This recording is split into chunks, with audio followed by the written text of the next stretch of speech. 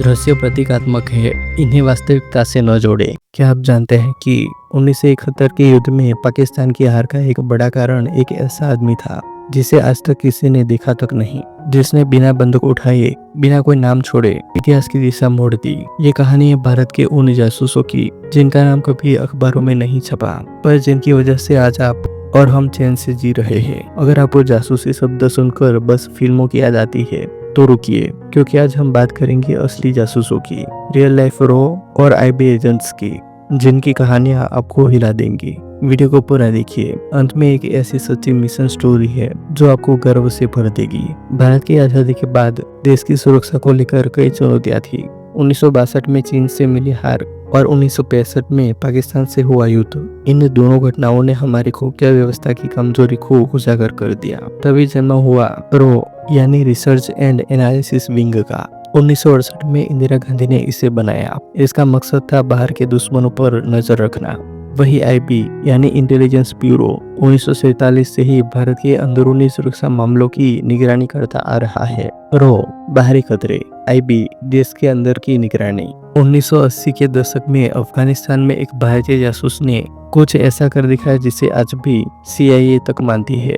उसका code name था black tiger यानी रविंद्र कौशिक। पाकिस्तानी आर्मी में रहकर वो सालों तक रॉ को खुफिया जानकारी भेजता रहा, यहाँ तक कि वो पाकिस्तानी सेना में मेजर बन गया। लेकिन एक दिन उसकी असलियत उजागर हो गई, उसे पकड़ लिया गया और पाकिस्तान की जेलों में उसका शरीर घुलता रहा, पर उसने एक शब्द भी नहीं उगला।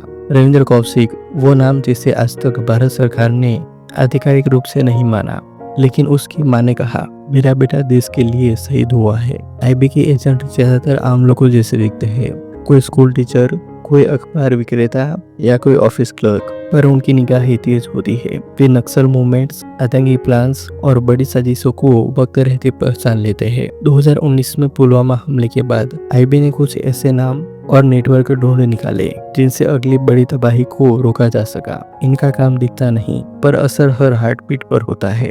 अब सवाल उठता है, क्या हम और आप भी रॉ या आईबी एजेंट बन सकते हैं? सीधा जवाब, हाँ, लेकिन रास्ता आसान नहीं। रॉ में ज्यादातर अफसरों की भर्ती होती है यूपीएससी के जरिए, IAS, IPS या डिफेंस सेवाओं से। कुछ लोग सीधे भी जुड़ते हैं, लेकिन पूरी प्रक्रिया बेहद गोपनीय होती है।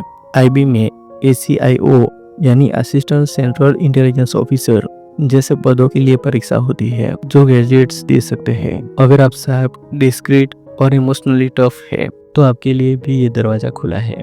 रॉ और आईबी एजेंटों का जीवन आसान नहीं होता। वो शादी नहीं कर पाते, परिवार को छोड़ना पड़ता है, कभी कभी तो मरने के बाद भी उन्हें भारत के लिए शहीद तक नहीं कहा जाता। लेकिन उनके मन में एक ही भावना होती है, मैं जो कर रहा हूँ वो देश के लिए है। ये वो लोग हैं जो नायक होते हैं, पर हमें कभी पता ही नहीं चलता कि वो कौन है। अगर आपने ये वीडियो यहाँ तक देखा है तो यकीन मानिए आप में देश को जानने और समझने की असली भावना है। कमेंट में लिखिए, salute to the real heroes, अगर आप भी उन गुमनाम सच्चे नायकों को सम्मान देना चाहते हैं। और हाँ, इस वीडियो को शेयर जरूर करें ताकि हर भारतीय इन कहानियों को जाने, क्योंकि देशभक्ति सिर्फ 15 अगस्त की बात नहीं, ये रोज लिया जाने वाला जज्बा है। जय हिंद, वंदे मातरम।